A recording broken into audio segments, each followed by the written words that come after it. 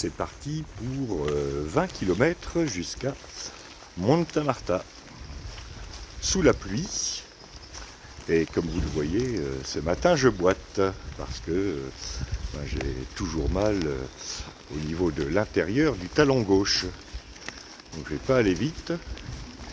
Et puis je ne vais pas beaucoup parler aujourd'hui, parce que je vais avoir besoin de mes deux mains pour me soutenir avec les bâtons.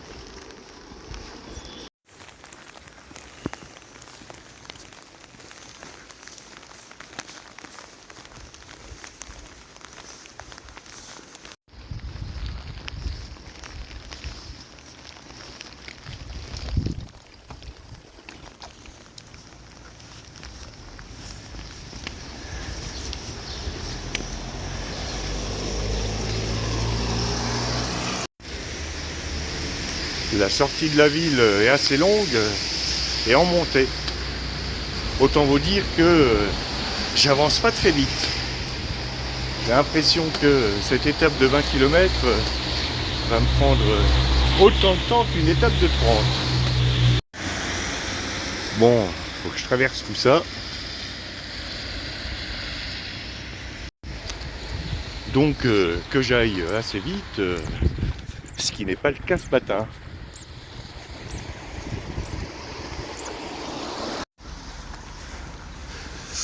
Tiens, un banc. Pour ceux qui veulent admirer la circulation.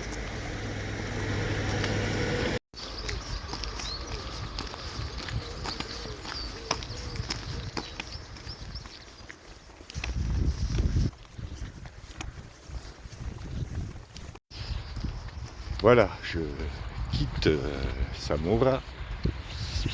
Toujours une allure d'escargot, parce que je ne peux pas faire travailler mon pied gauche de la même manière que d'habitude. Donc ce matin, le moral pourrait être meilleur. Mais bon, on va continuer, voir jusqu'où ça nous mène. Ah, je vais enfin quitter la route.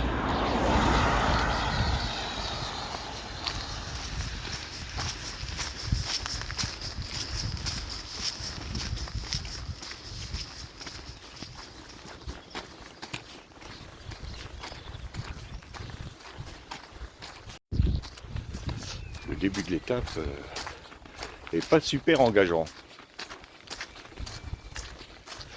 Je pense pas que je vous parlerai des Goths aujourd'hui. Je vais essayer de vous raconter une petite légende locale que j'ai vue en entrant dans Samora. Mais là, je suis surtout concentré sur ma marche.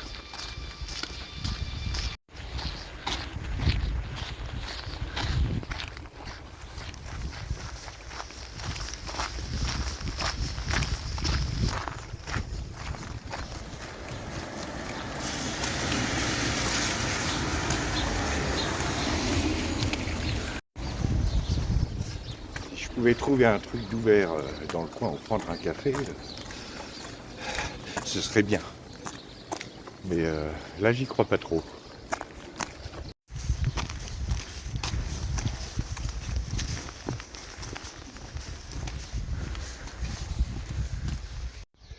Bon, je vais faire une petite pause ici.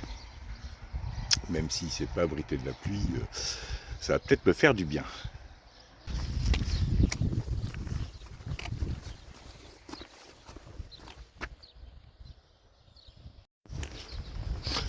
C'est peut-être pas aujourd'hui que je vais faire des exercices physiques. Bon, à part marcher un peu comme je peux.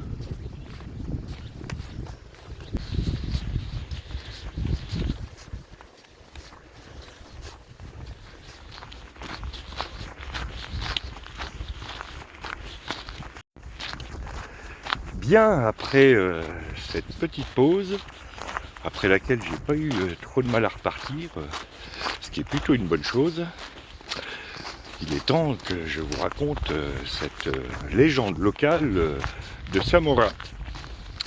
Et cette légende locale concerne un évêque, ou plus précisément au début un moine, le jeune moine Attilino. Je regarde parce que je fais gaffe là.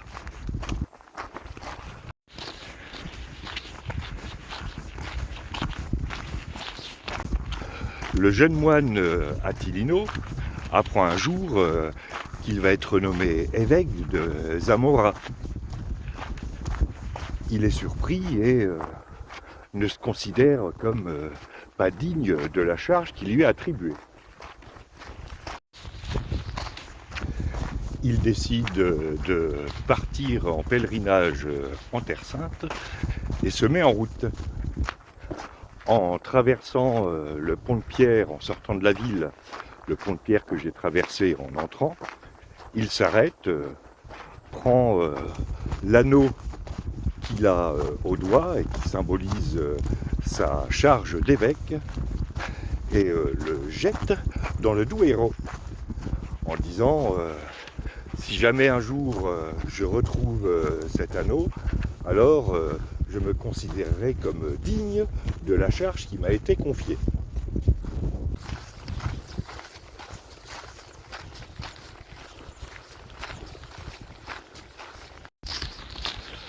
Il reprend ensuite la route.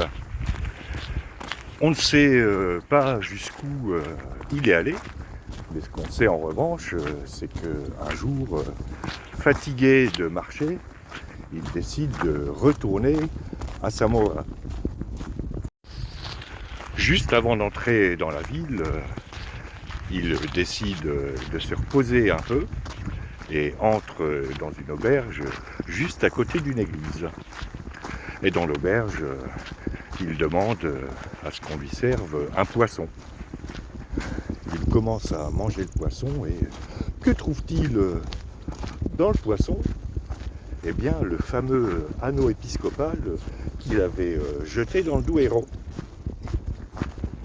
Il le met à son doigt et au moment où il le met à son doigt, les cloches de la ville sonnent et ses habits poussiéreux se transforment en habits de cardinal. Et c'est ainsi que le jeune moine Attilino prend en charge la charge de cardinal de Zamora.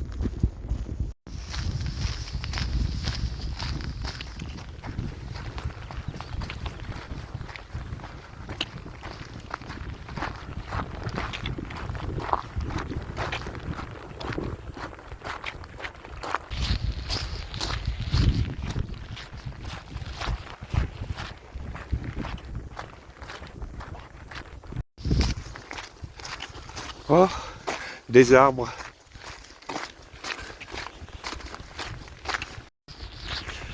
Un peu de variété au milieu de ces champs de céréales, de ces champs labourés sur ces longues lignes droites.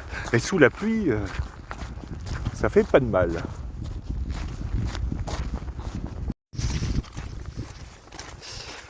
Là-bas, ça doit être Monta Marta.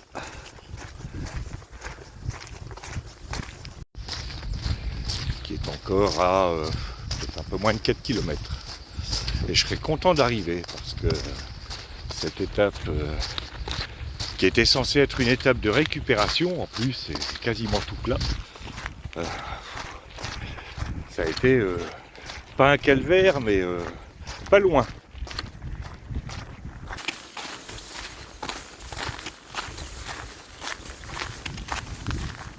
Voilà, je vais faire mon entrée dans Monta Marta. Comme ces villages sont toujours un peu étendus, il doit me rester à peu près 1 km à faire. Alors je ne vais pas à l'alberguer municipal parce qu'on était beaucoup de monde hier à Zamora. Il y en a pas mal qui sont partis très tôt ce matin. Et vu la vitesse à laquelle je marche, je vais me retrouver avec un lit en haut, ce qui n'est pas l'idéal tout de suite. Et puis surtout, je vais avoir du mal à me reposer. Donc j'ai téléphoné et j'ai réussi à avoir une petite chambre à 20 € dans le village un peu plus loin. Et j'ai été rejoint tout à l'heure par Gabriel et Marco. Marco qui m'a donné des talonnettes qui sont des talonnettes amortisseurs pour que je les essaye. Ah, ça, je verrai plus tard.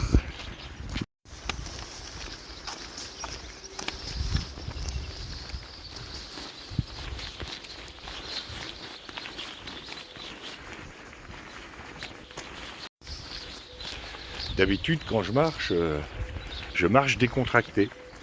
Si bien que j'ai très rarement mal aux jambes. Mais là, comme mon pied ne travaille pas du tout de la même manière, bah, je suis hyper contracté. Et tout à l'heure, sur le plat, j'ai l'impression de monter une côte. Donc, c'est pas l'idéal.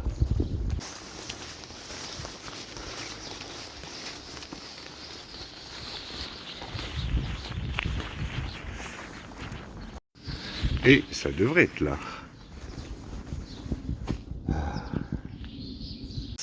Voilà, je suis arrivé à l'alberguer, donc j'attends l'Hospitalera.